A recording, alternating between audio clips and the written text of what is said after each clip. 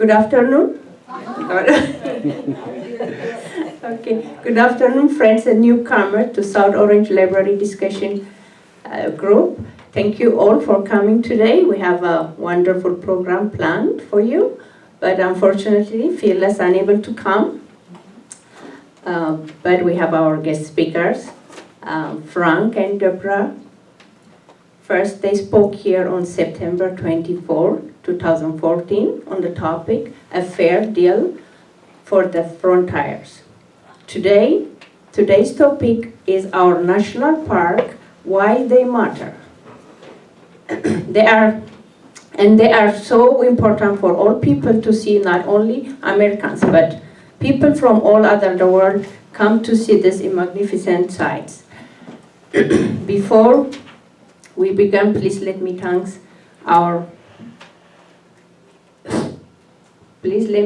all of my fellow friends, librarians, for helping with this program. Okay, Phyllis wants me to tell you this. And now, it's my pleasure to introduce you our very special guests, Deborah and Frank Popper.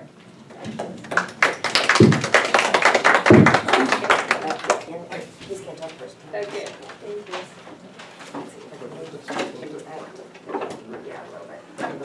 Do you want to pull up a seat? Do you want to see? You're going to be bending over. I'm fine. Yeah, take a chair.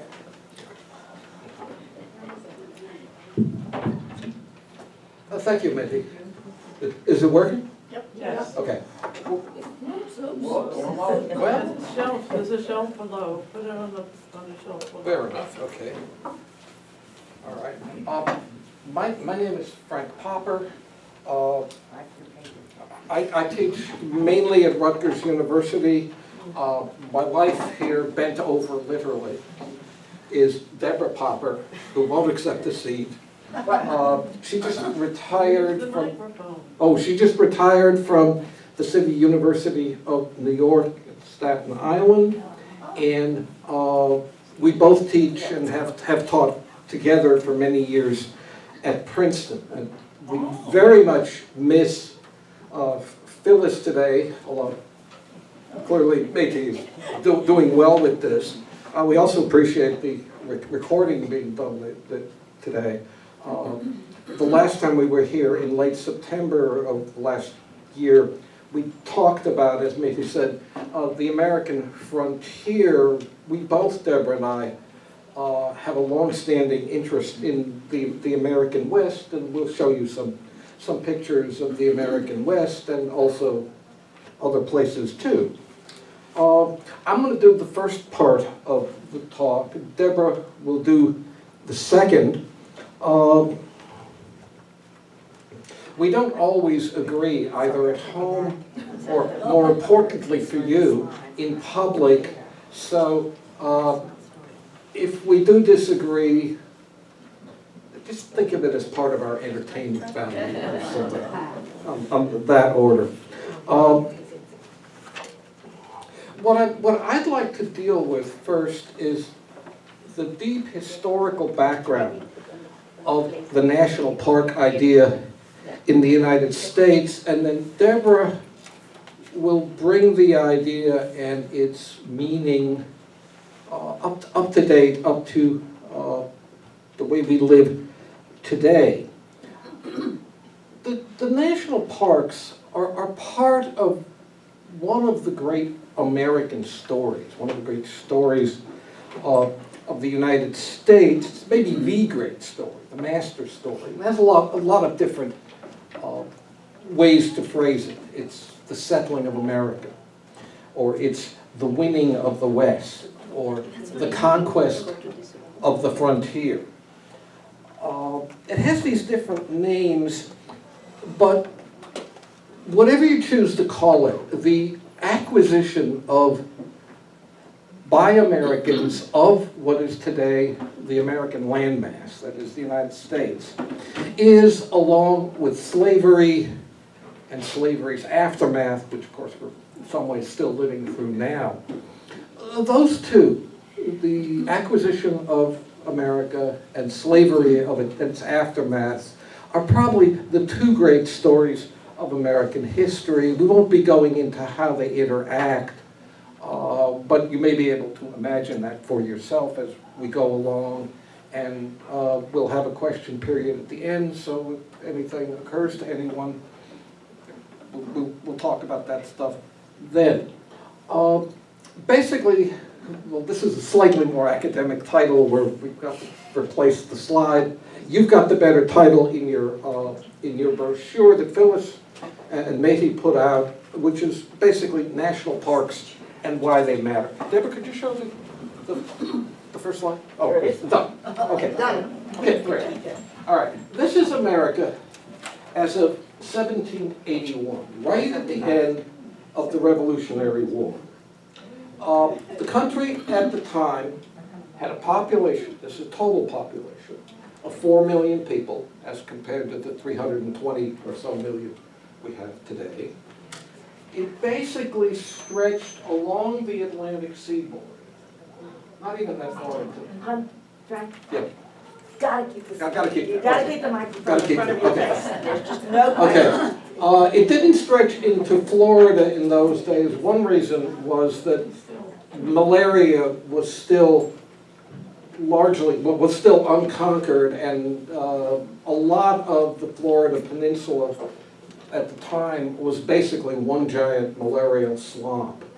And whites were very reluctant to go there, particularly whites of Western European ancestry. The country, as shown by the red boundary, stretched barely to the Appalachians, and really, truly, within that red line was much more concentrated toward the east, and especially the coasts. At the time, there were only a few large cities on the coast: New York, Philadelphia, Boston, Baltimore, and one that people tend to forget, Charleston,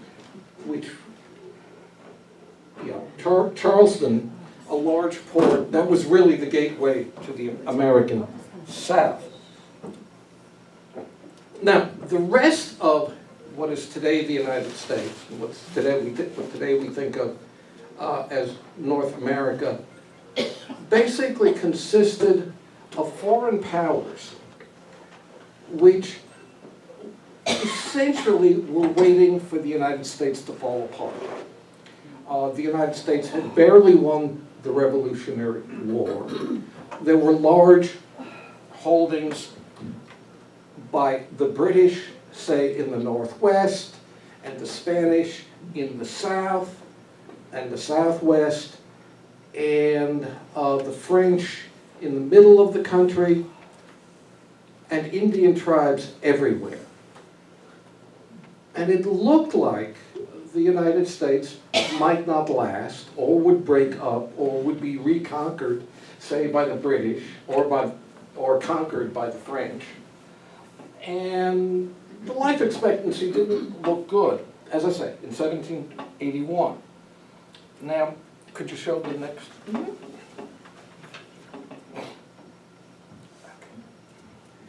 Okay, here's what actually happened. Okay, this shows the United States as it eventually developed, and through what acquisitions or conquests or buy-ups really. So that, for example, here's the Louisiana Purchase.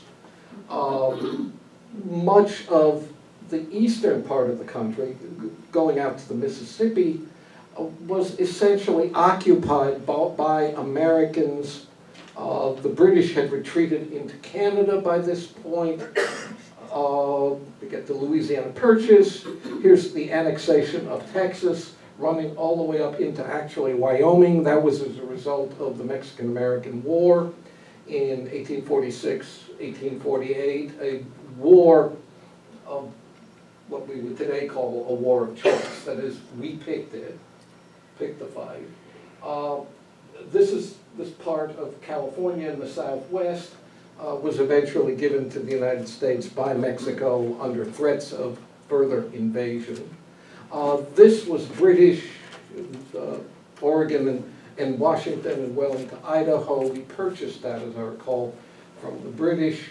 The map doesn't have the fine enough detail to show what would be a very confusing, complicated set of Indian wars from 1781 afterward that basically conquered all the tribes, confined them to reservations, and the last gasp of Indian resistance came about a century later in 1890 with the famous massacre at Wounded Knee, South Dakota, on the Pine Ridge Reservation.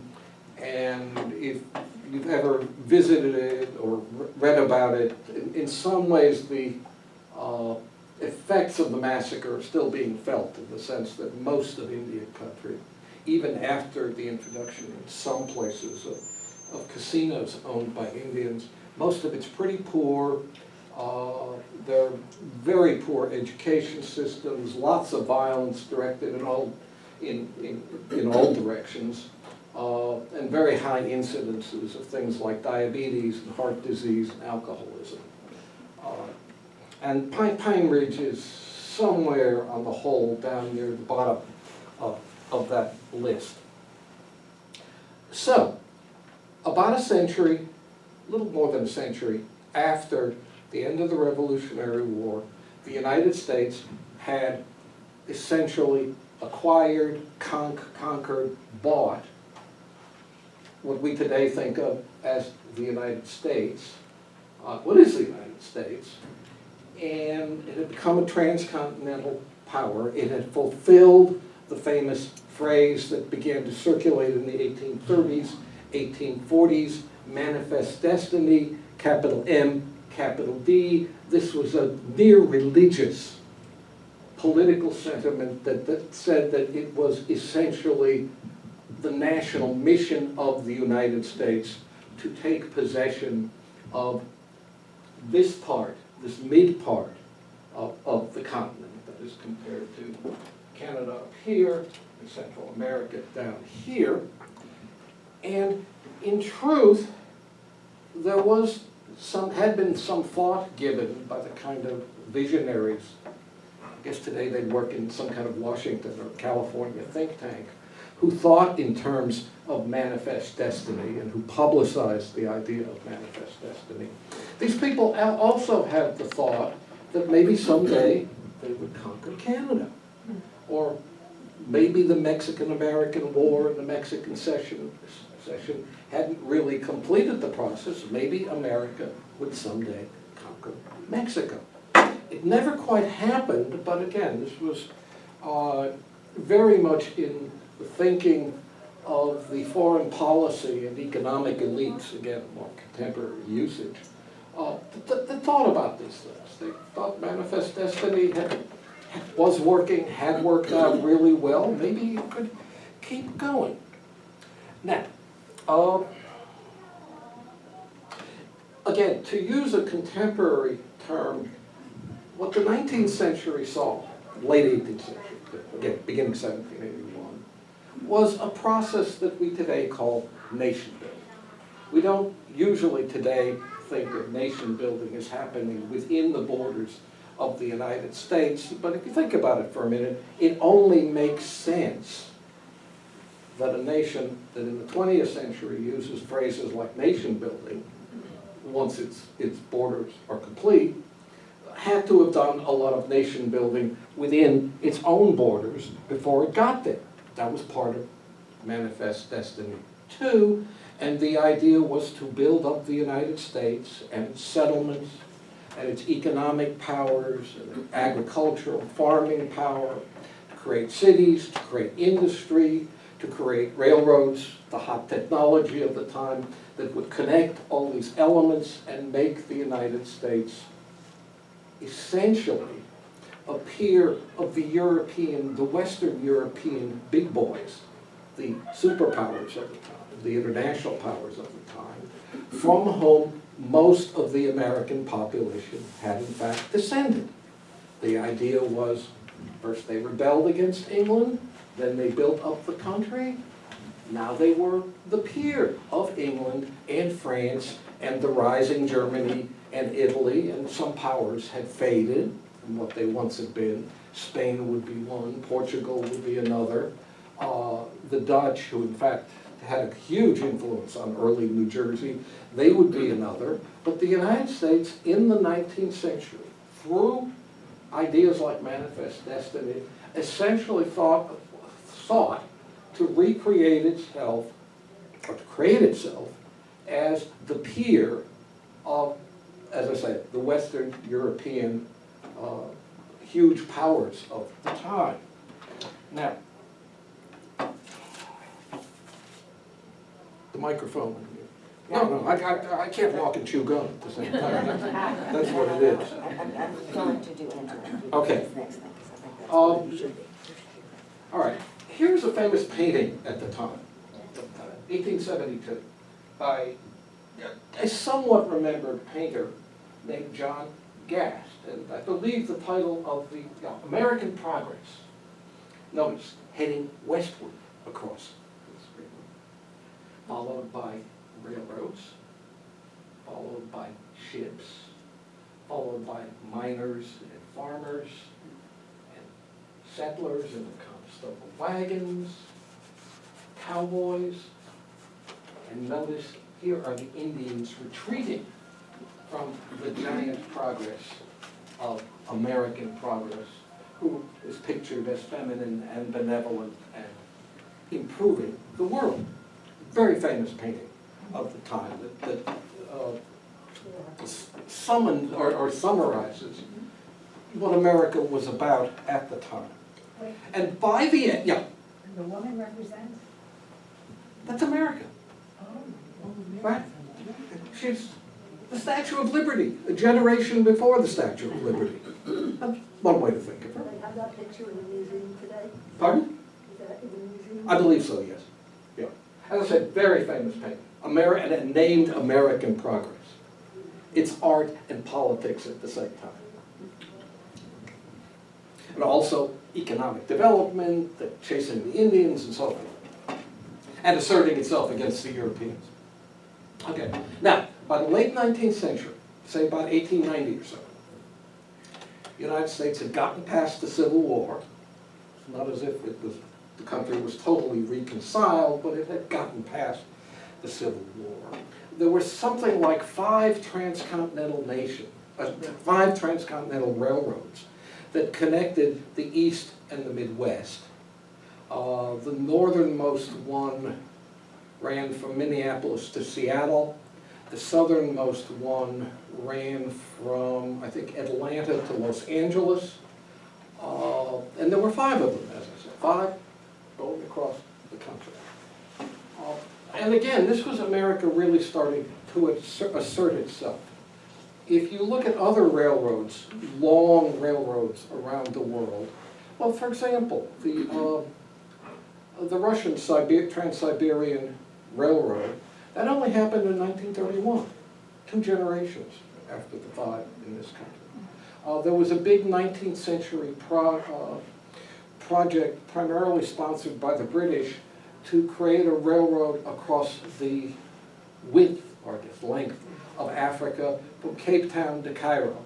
That one collapsed. Could never be done. But here was America having completed 5 of these things. And it was clearly a rising power with a rising national economy, rising wealth, bigger cities, all kinds of new factories. American universities in this period were developing very fast and coming up with very distinctive educational approaches, quite different from Europe. And in particular, the great industrial bases in cities like New York and Chicago and Philadelphia and Boston and Pittsburgh, all were in the steep upswing of the Industrial Revolution, capital I, capital R. And basically the project of Manifest Destiny and of converting the U.S., transforming the U.S. from that 4 million population to about 100 million, in 1890, 89 million in 1890, I think the figure is. It had basically worked. No, Is that the time when the gold rush started in California, when they got the railroad? this is a little later than the gold rush. The gold rush would have been 1849, but the gold rush would have been part of what I'm talking about.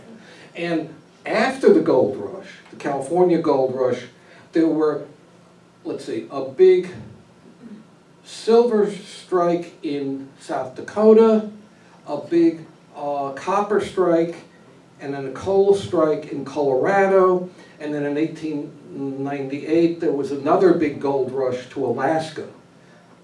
The 49ers going to California, and the arithmetic works nice, you double it, the 98ers going to Alaska. And all of these were part of that same American progress. What is that book that she's holding? The book that she's holding, what is that book? Bible? Of course. I mean, I'm glad you asked, and I had to look, but of course.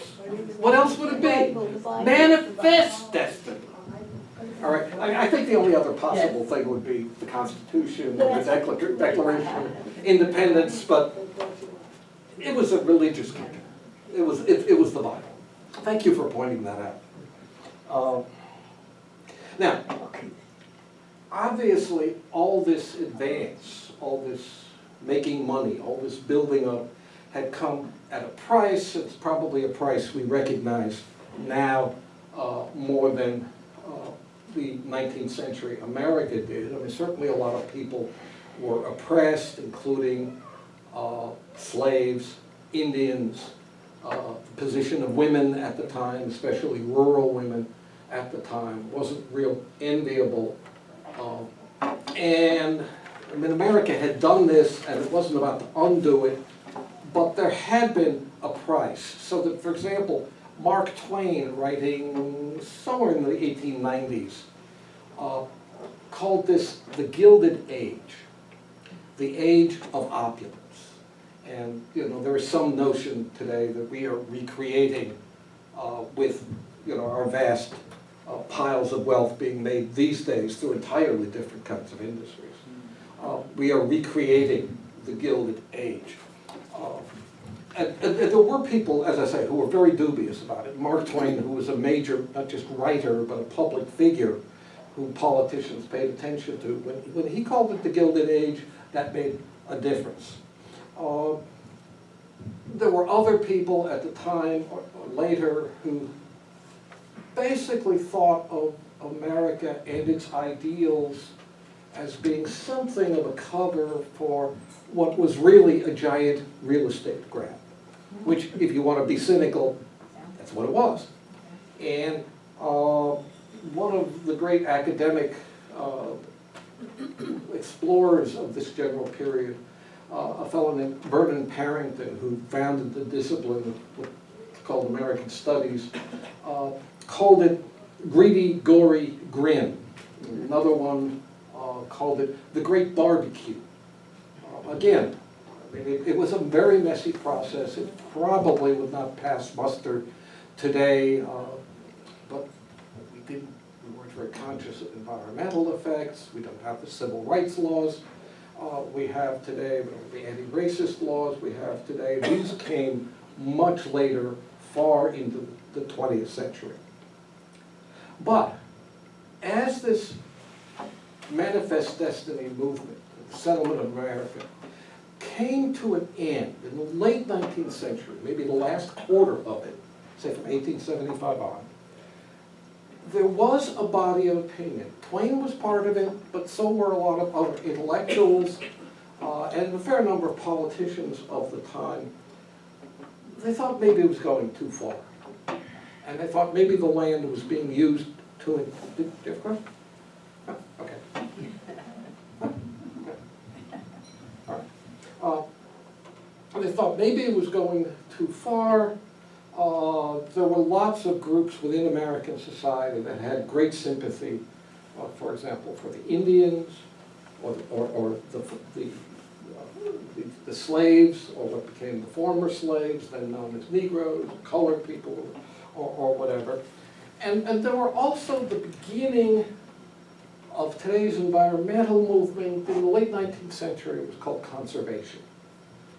The two terms still get used a lot today, but on the whole, the 19th century, early 20th century called it conservation. Today we have environmentalism. And the environmentalism, the conservation rather, of the time, as it emerged, saw itself as preserving large chunks of America as what they had been before Manifest Destiny, before the whites came and developed the country into what it was in the late 19th century. And they sought to preserve large chunks of land in more or less what they had been before the Great Barbecue started. So that, for example, in 1872, can we get the next slide? Teddy Roosevelt, you getting to? Yeah, we're getting them in a minute. Yeah, okay. Created Yellowstone National Park. And here it is. It's slightly away from the visitor center, and you have the buffalo.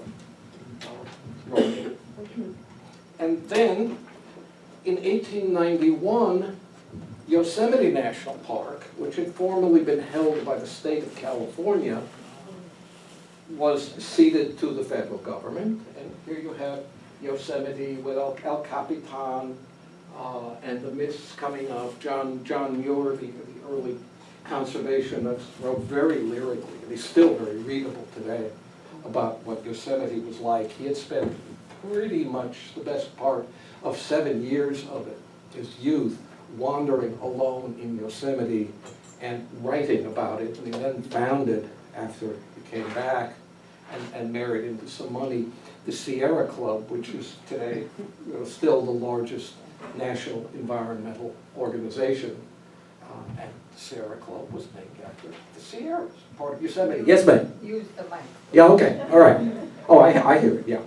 Okay. All right, now, a quick point about Yellowstone and Yosemite and how they got to be national parks. The designations were all about beauty or cultural significance. They weren't really environmental in the modern sense. Modern ecology, the science of air and water and land that we have today, and how animals fit together, how humans fit together with animals and plants, hadn't developed in the late 19th century. Today we use these kinds of concepts very heavily in designating and managing national parks and national forests and the like, and state counterparts, state parks, state forests. But the designations of the early national parks were either about how beautiful they were or about how historic they were. A very different approach from what we do today. Another thing happened. The frontier that had animated all this westward expansion, all this southern expansion, that stimulated all this economic development, the rise of railroads and cities and big roads and so forth, that seemed to be disappearing. And that was part, again, of the impulse that created national parks. Let's preserve parts of the frontier in what they were like in, say, 50 years earlier or 100 years earlier. But an interesting thing, another interesting thing, happened at the same time. All those Western impulses, all those manifest destiny impulses, all those ambitious America impulses that said America should be the peer, if not the superior, of the Europe from which we are descended. They didn't go away. They went international. All that restless energy didn't disappear in the United States, but it had fewer places to show itself up. But as soon as the frontier closed, there was a sort of national declaration of this in the early 1890s. What do you know? A few years later, after the 1890s. In 1898, we're at war with Spain. We grabbed Cuba. We grabbed the Philippines. Yes, ma'am? I want to ask something about Yosemite. I've been there years ago, and I think it was things, they would take a barrel on the top and burn it, and it would fall down, and people at the bottom would be looking at it. And there was a cafeteria, you'd see it through the window. Yeah. You know about that? Yeah, yeah, it's a really interesting technique. Yeah. Yeah. But as I said, all of a sudden, America decided it had finished its own nation building. It was going to exert itself on the international stage. So, in the early 1890s, we've already purchased Alaska, right, which is part of the United States, not a state yet. But we grab Hawaii in 1892. We have the Spanish-American War in 1898. We acquire the Philippines as a dependency. Cuba becomes an independent state, but there were clearly parts of the American government that wanted to make Cuba another state. We acquire Puerto Rico from Spain. Again, there is some thought we should make it a state. That hasn't exactly disappeared, but we keep doing this in the late 19th and especially the early 20th century. And America starts to have this way more assertive foreign policy. Here, Theodore Roosevelt becomes an enormous figure. There is, by the way, a wonderful Theodore Roosevelt National Park in northern North Dakota, in 2 different pieces. If you ever get a chance to go, or you ever have a chance to recommend it to somebody, they really ought to go look at it. It's just a beautiful place. The United States, as I say, acquires the Philippines as a protectorate, and then it buys the Virgin Islands in 1912, and it does the first of a series of multiple invasions of places like Nicaragua, Honduras, Haiti, the Dominican Republic. In some of these places, it invades 3 or 4 times during the 20th century, often on behalf of large American companies like the United Fruit Company, which in a lot of Central America were often the real government, not just of the Spanish-speaking population, but was primarily the arm of the United States government and vice versa. But the great case, of course, is Panama. Okay, notice what?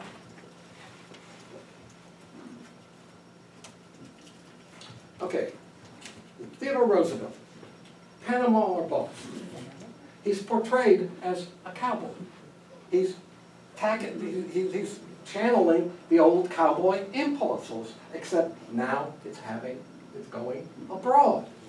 Panama in 1903 was a province, I think the 11th province, something like that, of Colombia, the northernmost one, and it had been targeted by American engineers and French engineers before that, who had failed to build the Panama Canal.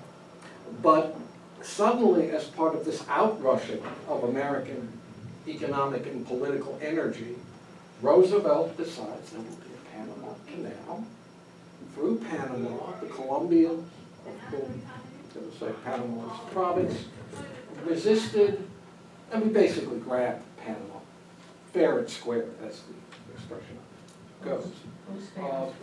And now, over to Deborah. Remember the microphone. In that last slide, what was the symbolism behind the elephant? Republic? Yeah. And the stones And were... the cowboy is Yeah. Americans being American. Okay, and that's Yellowstone too. Right, so back to, Is that a picture or a painting? a painting, it's a painting, Thomas Moran, Oh. Yeah, those are great landscape. Yeah. right. So heading back to Yellowstone and the theme of national parks. Now, the authorizing legislation for Yellowstone came after the Hayden expedition of 1871. And the country had been sending out all throughout the 19th century expeditions to assess and survey exactly what was out there on the land, what could be found, what could be used, really to create an inventory of the country's resources. The assessment of Yellowstone's potential was, in fact, not great. Not great for timber, not great for minerals. On the other hand, Thomas Moran accompanied the Hayden expedition, and these expeditions often took naturalists and painters, and so this, as you can see, which is now can be seen on the Capitol at the Capitol, was something that started to persuade people that there was something that should be set aside. And here's another one of his. Okay, also Yellowstone. So you could sort of look at the ways in which the presentation of Yellowstone built into this notion that we should, in fact, set them aside as something special, as parks for nature, nation, and Yellowstone was the first national park, not just in this country, but worldwide. So you're sort of celebrating nature, nation, and when you think of the way in which sort of the portrayal of these in these paintings and the sublime. Okay, so nature, which had earlier in the century been seen as a bit frightening, becomes not just a bit awesome. It's actually awesome, but also mystical and magical and wonderful. And it's interesting to look at the language of the act. Okay, so there you have the 1872 actual language for it. An act, as you can see, an act to set apart a certain tract of land lying near the headwaters of the Yellowstone River as a public park. Okay, so there it is. And this is a period, actually, sort of interestingly, of park building generally. And so, but notice, so I'll just point to how it is described as, you've got all of this, it's being enacted, but as a public park or pleasuring ground, okay? So that sense of it as a park, a pleasuring ground, sort of for the benefit and enjoyment of the people. So not set aside, don't touch, but set aside to be used, okay? And in fact, anybody who comes and starts to try to settle there is going to be considered trespassers and removed. Okay, they are going to be in trouble. So all the people who, in fact, might have inhabited this particular area are now described as trespassers. But at the same time, that the general public, as opposed to the people who live there, are now seen as having access to this. Now, another person sort of instrumental in the creation of both Yellowstone and more directly Yosemite is Frederick Law Olmsted, who I assume, here we are in the New York metro area, is well known for Central Park and Prospect Park and all these other parks. And he did a tremendous amount. Both he and his son were instrumental. And so this is Olmsted. This is Olmsted, the elder's report when he was considering what to be done with Yosemite. And Yosemite initially was given to California as a state park, so which is why Yellowstone actually precedes it as the first one, but then Yosemite eventually. And basically, it becomes this thing that he's arguing that, again, a place of refuge with parkways and ways through to allow for enjoyment. Okay, enjoyment is key here. And he wrote, it is the main duty of government, if not the sole duty of government, to provide means of protection all citizens in the pursuit, for all citizens in the pursuit of happiness against the obstacles otherwise insurmountable, which the selfishness of individuals or combinations of individuals is liable to interpose in that pursuit. Okay? And then he goes on, it's sort of like you have to get out there and enjoy this. Otherwise, the things that will happen to you should not happen to anybody.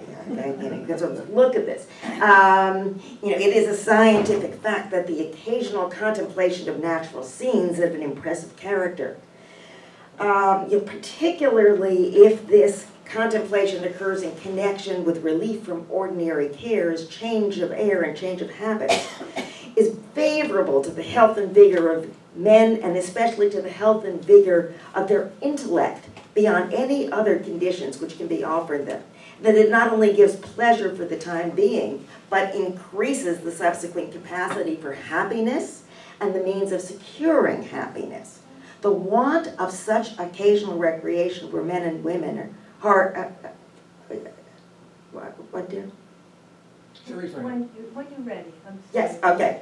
Well, are habitually pressed by their the business or household chores, cares, often results in a class of disorders, the characteristic quality of which is mental disability, sometimes taking the severe forms of softening of the brain, paralysis, palsy, monomania or insanity, but more frequently of mental and nervous excitability, moroseness, melancholy, or irascibility, incapacitating the subject for the proper exercise of the intellectual and moral forces. Okay, now if that isn't an argument for these places, right? Yeah. What about, aren't there Native Americans living there? Yes, there are, and this was not of major concern to the people who are advocating it. That's what I say. They're turned into trespassers.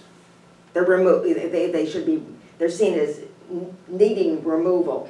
And in Yosemite's case, there were numbers of sheep herders, for example, who Muir also saw as having a very negative impact on the land, and therefore, well, even though they're in this beautiful place, they still are suffering from all sorts of evil conditions. They don't know what's right. So there is a contradiction in the logic, I'd have to say. But yes, they are sort of being pushed out. Absolutely, yeah. This is just a comment, but I find this amazing in terms of the date of 1865, when the nation was so divided because of the Civil War. Yes, yes, right. And there he is out there, sort of looking and seeing happiness and beauty, right, as a primary kind of concern of the government. Sure. And yet you could sort of say that if you think of the language, we are all entitled to it's the pursuit of happiness, right? And that sort of notion of what the government owes to us, I think the concept is more complex than that. I'm just speaking about but what will happen and what are the actual what is the development capacity of the country? They weren't talking about human capital at the time, but they actually are thinking in terms at some level of human capital and how do we most develop it. Yeah. You're talking about infringing. I live in West Orange where the South Mountain Reservation is. When I came years ago, there was no industry there. There was no commercial things. Right. Now they have things there. They've taken over some areas. Right. Even in our own area. Right. Well, sure. I mean, this is a heavily developed But section. it wasn't years ago. No. No problems. Right. So, and so this is Olmsted, and Muir, I think I've got a quote here from Muir. This is Muir, John Muir, who, was particularly strong, tightly associated with the creation of Yosemite. And again, it's this sort of sense of government has an obligation. So in essence, I think one of the important things to point out here is the way in which, in this era, they are, and as these get created, they are created very much as a pretty democratic notion of what we need, okay? government has this obligation, and it should protect the wild, okay? You can see in this one, government protection should be thrown around every wild grove. But it's government that's doing it. It's not just, sort of wrap it up and put it into somebody's particular hands. And so you could sort of look at, now it was easiest for the wealthy to get there. But indeed, there was a whole movement to make sure that the railroads actually provided access. Because, again, how are we going to get there? So the railroads built and began to advertise both their routes to Yellowstone and to Yosemite, both of them. And it was a point of pride for Roosevelt in a 1903 speech at Yellowstone. He was laying a cornerstone for the Park Road entrance, and it says, let me see if I can't remember if yeah, there it is, okay. The Yellowstone Park is something absolutely unique in the world as far as I know. Nowhere else in any civilized country is there to be found such a tract of veritable wonderland made accessible to all visitors, where at the same time not only the scenery of the wilderness but the wild creatures of the park are scrupulously preserved. So here we're setting aside this wonderful natural environment, and the creation and preservation of such a natural playground, again, playground in there, in the interest of our people as a whole, is a credit to our nation, but above all, a credit to, and he's a politician, so he's saying the states here, you're really good too. And then he says the government must continue to appropriate for it, especially in the direction of completing and perfecting an excellent system of driveways. So that sense of access is very, very strong here. Now, and so you could say this builds on what Frank's been talking about, sort of a national pride and exceptionalism actually for the U.S. That not only were we competitive with other countries, European countries particularly, that we were trying to compete with, but that we also, we had something special, okay, that America is that. And you get the Antiquities Act in 1906, which under Roosevelt, which allows him to in fact designate more parks and monuments relatively easily. It gives us the structure for setting aside land, okay? In a period that, as Frank has just been describing, we're sort of all into building up everything, but here we're creating the structure for setting aside. And so that by the time the National Park Service is created in 1916, you can see there are already 17 parks, almost 10,000 square miles, including Yellowstone, but also small ones like Sully Hills Park in North Dakota, which is no longer a national park, but is actually a game preserve. So you have these sort of that. And in the 20th century, automobiles start to make these even more accessible to a wider range of people. And so what you can see is sort of people going out and looking at them. And the parks become actually, again, a key sort of part of the reinvigoration of the country and job creation during the 1930s. So again, all of this effort on the part of the federal government, paying people to go out and build the road, help them with the roads and restoration where there was some sort of decay or whatever. So put people to work at the same time that you're encouraging tourism, national pride, all of those things fit together. And these are some of the sort of posters that come up during that period, in fact. That you can see, yeah. Did they know at that time that we know now, of course, that the oxygen on the trees were important for breathing? You know what I mean? Sure. I don't think that they had the same, well, it depends, in the 30s, quite the same sense of its significance. You know what I mean? Yes, I do. Okay. Now, what happens is, again, so this whole, what I've just portrayed is that sense of encouraging use. But in the post-war period, you actually see a change. Population growth post-World War II rises quite baby boom. Okay, there it is. Population growth, affluence rises, mass automobile ownership. And so what you get is a redefinition of some of the system.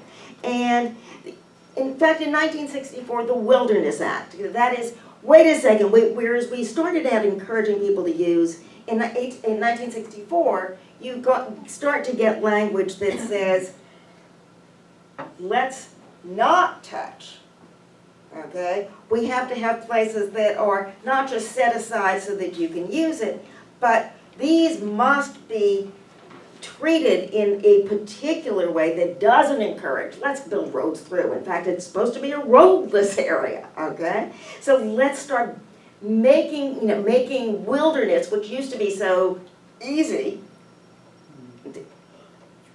now it's hard, and now we will change this.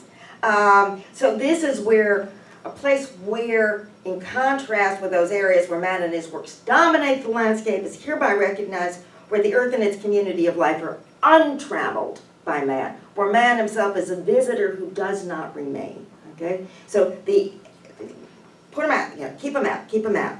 Primeval character, so important. Again, roadlessness.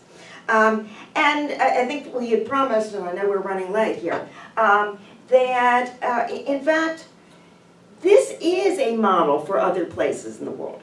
And the one place we were going to talk about is Costa Rica, which in fact has a reputation as one of the countries around the world with the best national park system. And its national park system really comes into place in this period. Sort of, okay, so if you look at 1964, its national parks, its national park system is basically created in 1971.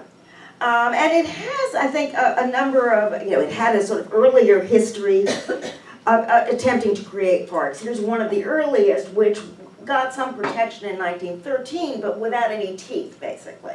And so only in 1971 does the protection actually really become strong. And I think basically Costa Rica has this special reputation, and again, it becomes this place of great national parks. And sitting here and looking at you guys, right? The woman in front of me has this thing about international travel, which I have the feeling may have taken her to Costa Rica before. Okay, it's got its own 20th century sort of nation narrative that's makes it distinct from other places. Just as America had a sort of sense of its own exceptionalism, Costa Rica does too. In fact, it was one of the poorer of the places in Latin America in the 19th century. It didn't have great resources that the other countries were looking for. So, and as a result, it was and has historically been less filled with social differences. Fewer indigenous people, fewer Native Americans, that is. Its agriculture has been much more small scale or mid-scale, whereas many Latin American countries have very large scale, but few owners. So there's a very different political culture, much less conflictual than in lots of other countries within Latin America. And its key moment, actually this is really, its key moment of conflict, okay, because lots of countries have conflicts with internal conflict, is its 1948 Civil War, which was over a stolen election. The results of that conflict, though, was actually the groups coming together and committing to basically to all sorts of new programs. They abolished their army in 1948. Okay, so they haven't had an army. In an area with lots and lots of military and paramilitary, no army. More social programs than any number of others, producing higher rates of literacy and better health, and but in ways that, and less sense of revolution around the corner. So it wasn't particularly socially troubled, despite an economy that, in fact, did have its troubles. And here it is in the middle of a troubled region, and with a sort of need to expand, say, the cattle ranching into new areas, and more coffee plantations and so on. And so what you were getting in this period of the 60s was more deforestation taking place, that is, trees coming down, with problems of, you know, what's that going to do for the oxygen, what was it going to do for animals, all, you know, all those kinds of questions. And it sort of, so it sort of, there it is, it's got some problems. And it picks up on these parks as one of the economic and environmental solutions, okay? And it becomes especially a place to go. Here, it's not, so through, you know, so again, in that post-World War II era, people started traveling much more for holidays, right, and farther, okay? Air travel becomes much more possible than it would have been previously. And so now you can just sort of hop over to Costa Rica, and because it is a place that is not in the midst of civil war, you're more likely to go there. You're going to get a whole lot of researchers going there. So in fact, the scientific community becomes very important to the creation of these kinds of parks. So if you start putting all those little pieces together, you start to see the creation of this. And it, you know, it's sort of, and here's another one. This is supposed to be the first official one, Santa Rosa. And another one, and so all over the country you get a variety of them. Yeah. Yeah, I've been to Costa Rica twice in the past, I think, 10 years, and I think what saves them, it's really hard to get around from park to park. Sometimes you have to ride in a small boat, and so it's not, you're not going to have a huge influx of people visiting the parks. Right. So there you are, and you have a lot of them, and you can keep those numbers down. But it in fact brings in, I mean, there's no question that it's brought in income, and tourism then became very, very important to it. And in addition to that, you had other kinds of things that were sort of advocated. That is, the president at the time was who in fact got a Nobel Peace Prize, Arias, was advocating things like debt for nature swaps. That is, other countries, as they started to get worried about what was happening with deforestation and what that would mean for oxygen, you know, and the planet and all these things. Okay, let's start paying or basically forgiving debt that you might owe to banks in other countries or to the International Monetary Fund. And so again, that brings in money to the country, the debt for nature swaps. Another thing, Merck actually was quite active in Costa Rica, going and looking at various natural areas, including some of the parks, in bioprospecting. It's basically looking for plants and the plant materials, and basically, as it says, the genetics and the biochemical resources from nature to turn into something that's economically profitable. So you can sort of, again, look at all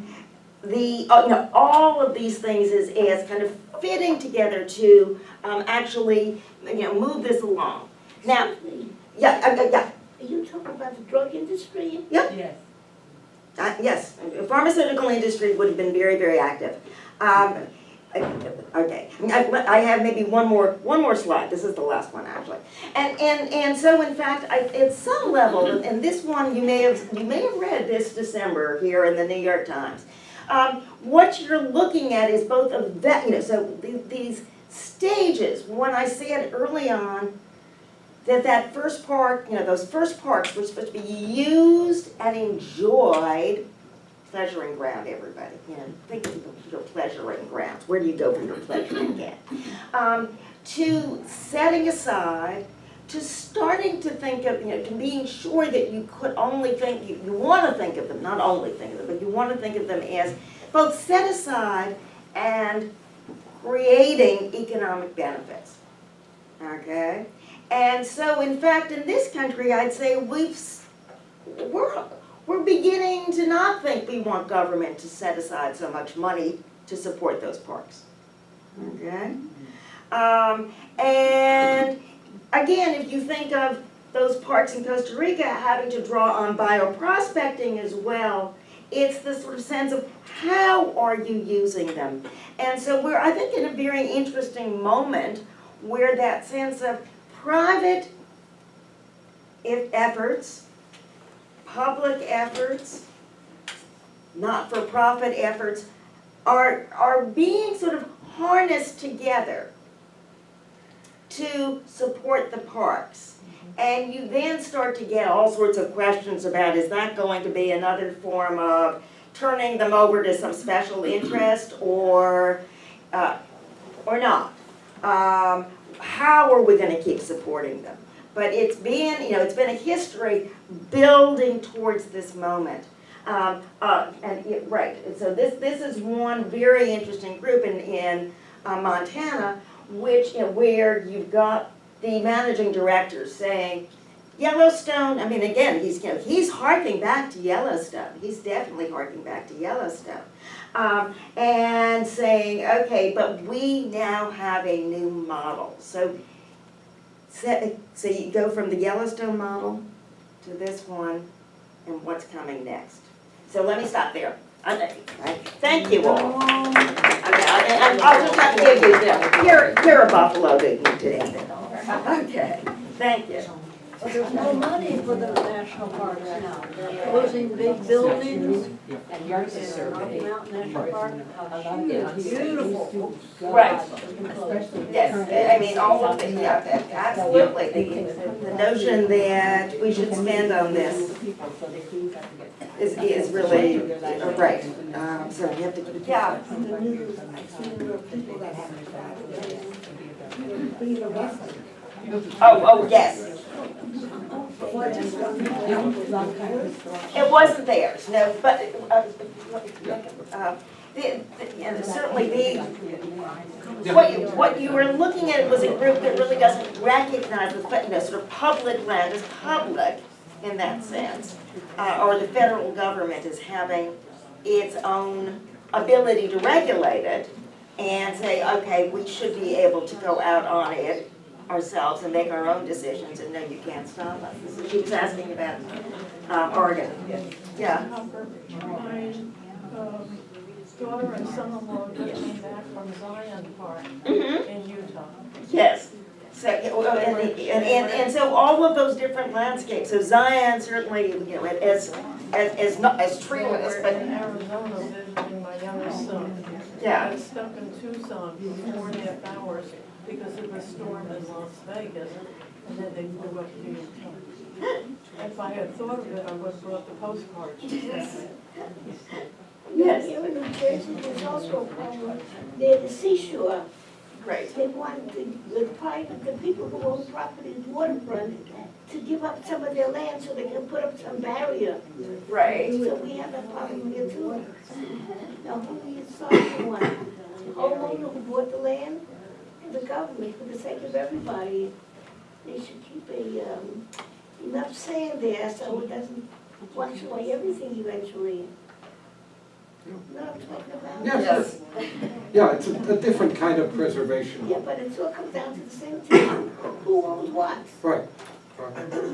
Does anybody else have any questions? Yes, ma'am. Oh, I was going to say something. I grew up in the state of Maine, and right now they have a very interesting situation where there was a huge tract of land that was owned by the woman, I forget her name, she owned Burt's Bees, Yeah. and then sold it. So she had millions of dollars, she bought a lot of land, and there's a whole group of people that want to create a national park there. Right.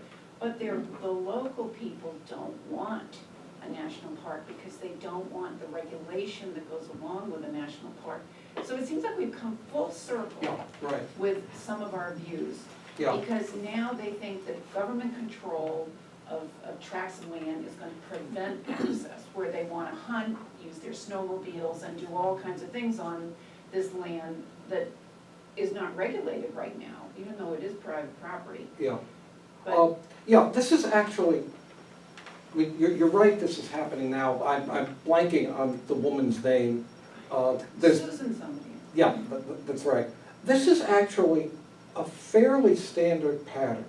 The Adirondack Park in upstate New York, which is basically a fifth of the state, huge, huge area. The whole park, I think, is about the size of Vermont. It was originally declared a state park, and it was one of the earliest state parks by New York State in 1890. Okay, and more or less at the period when the first big national parks would be created. And in the late 1960s, early 1970s, when the environmental movement in this country was just emerging and becoming a real public force that, you know, was a normal part of American politics, the Rockefeller family decided that the Adirondack Park might be better served if it were a national park. And the Rockefeller family tried very hard to make it a national park. And they failed because of precisely the kind of opposition that's showing up in Maine about this other huge tract of land. This is a very common thing. And as Deborah was mentioning, there's a couple of questions here get at, yes, we are sort of changing our mind about these things.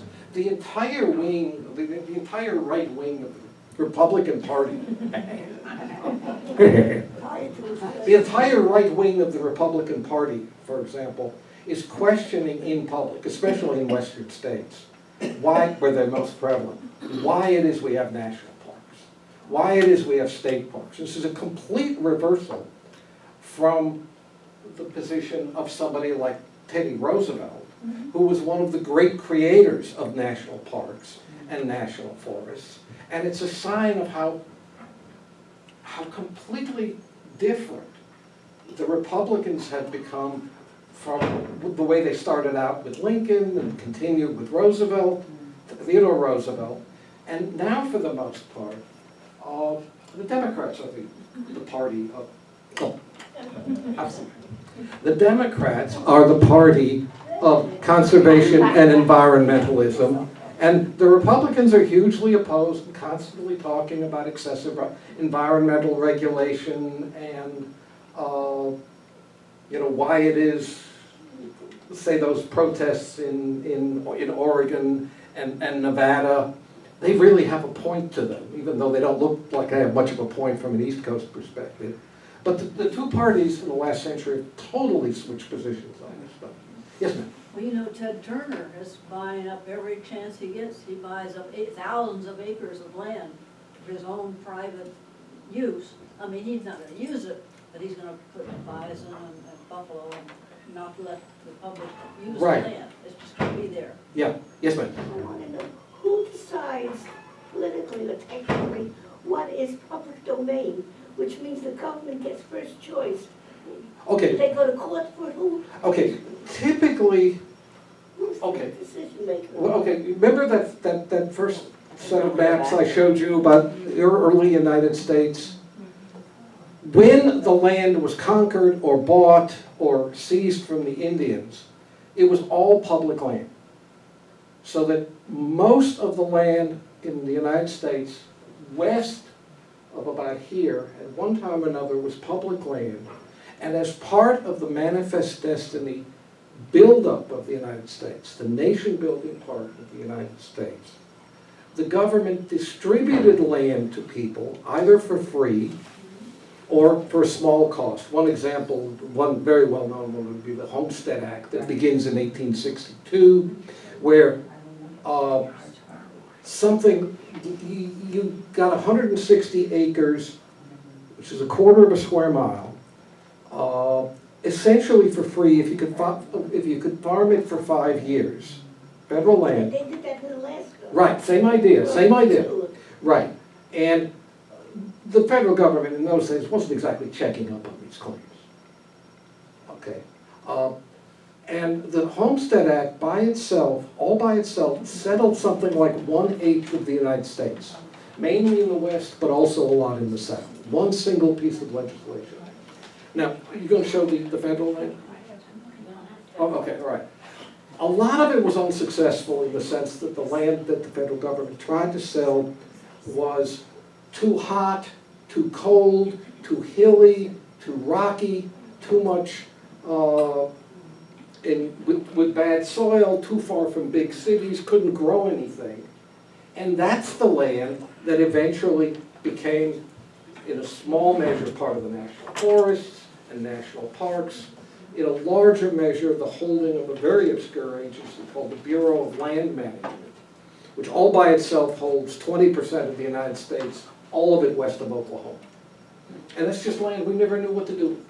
And it stayed in public hands because maybe something discover mining, or some of this land gets mined occasionally, or maybe some new farming technique will be invented. But it's as if the federal government in this obscure agency was a janitor of 1/5 of the United States that nobody knows what to do with. That's the land gift we had at the start. And of course, that would include Alaska in a big way too. I'm sorry. Right, well, and in addition to that, of course, every post office and things like that are also on public land, right? That's federal land. And then there's state land, and some of those, say, when Texas came into the Union, it didn't actually come, it actually kept all of its land. So what you have is some public land that's state, but federal, we're on public land right now. In the public library, okay, this is local, everybody, okay? Yeah, so it's land, public land is land that the government actually owns and private individuals don't, that's. Okay. One last fun fact that we'll stop unless anybody wants to talk privately, unless anybody wants Maybe to. if I just stand here. No, unless anybody wants to talk privately, between the federal land holdings, which are about 1/3 of the United States, and the state land holdings, which are, I think, about 5% of the United States, and the local land holdings, like this kind of place, and city halls and city parks and like that, government owns something like 42% of the United States land area, which is a very odd thing if you think of the United States as essentially supposed to be a capitalist country. 42% of the land is held by the government. Very odd. There are, by the way, countries. And that means they don't have to pay taxes on that. Right. Yeah, if you look at parts of Eastern Europe, former Soviet satellites, they have much lower percentages of public land computed the same way. It's a very odd little sore thumb contrast that sticks out. Yes, Well, this is an entirely different part of this discussion, but the other night on Nature, on TV, there was a wonderful program about the animals and how across the world, like the Serengeti Park, and you name it, everybody, Yellowstone as well, Canada as well, they're all trying to work out a way to enable animal life to continue because it's being, slowly but surely, they're dying off, many of these animals. Right. And in order to protect them, the state parks and our whatever you call it, are trying desperately to work out some way that they can keep these animals alive and Right. thriving. Right, so something like Yellowstone, which is really a very large chunk of land, is there, and so can support the larger mammals, for example, which need lots of land. But you also need sometimes corridors between places, so that you've got, say, there's an organization called Yellowstone to Yukon. I think that's the name of the organization, which is basically very, very intent upon figuring out the path, the migration corridor, again, really a corridor, which then means even though maybe the animals are starting in Yellowstone, but they're probably going over private land as they go. So which goes back to that last slide, where you're starting to think about what is it that the federal government and those private interests what arrangements are they going to make to allow that transit? Yeah, Well, a lot of, with the animals, however, though, a lot of it is because of industrialization. Right, and For roads example, and your cities. oils are polluting the water, so you have a lot of changes with water animals in terms of their migration, Right. in terms of just the tidal waves have changed with Right, global right. warming, and like butterflies, again, with pollution in the air. Right. right. And just also, female animals, a lot of them, because of the pollution, are not able to be fertile. So you have That's right. unknown Right. change in terms of the animals being born. Right. Well, one last quick thing about the migration. There's a very active area of research and engineering that's going on these days. And again, mainly in the West. Okay, a road through a natural area does a great deal of damage. But some of the damage can be alleviated if, between the combination of biologists and engineers, you invent animal underpasses for the roads and animal overpasses for the roads. And you have to know how the animals behave, what they react to, and so forth. But there's a lot of this going on. This is just an amazing fact about butterflies. I happen to have a butterfly bush, and so I've gotten into it. But specifically, the monarch butterfly is, like in the Northwest, its migratory pattern is to a place in Mexico. And scientists, it's kind of like the thing in Peru with they were so mathematically inclined with the equinoxes and stuff relative to things. So they think it's, again, geometrically related in terms of geometry, the angle that the sun is at in terms of the monarch's body, and they take monarch turnpikes almost to Mexico, spend a generation from the Northwest in Mexico. They have babies, those babies stay there, they have their babies, and the grandchild makes the migration back up to Northwest, and that's kind of they're exploring how they know, but they think it is something, again, in the species, that And there's isn't a it trigger amazing how from. complex those sound? I mean, they weigh like 3 ounces. Right, the brains must be about like that? Yes, yes. Yes, ma'am. Yeah, Yeah, so I do. cutting down the trees. You know, we need them for pollination too. Right. They think that has to be as one side. Don't like Okay. Yes, ma'am. Another quick aside about one of the New Jersey parks, the George Washington Crossing Park, over by the Delaware where I was last weekend.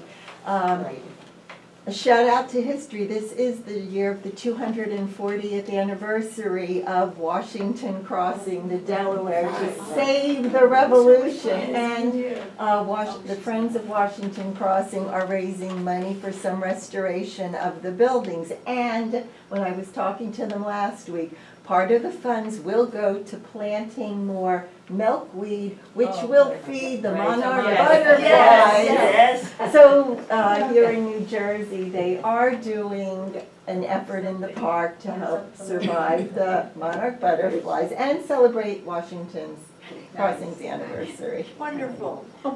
Great. Thank you. Thank you all.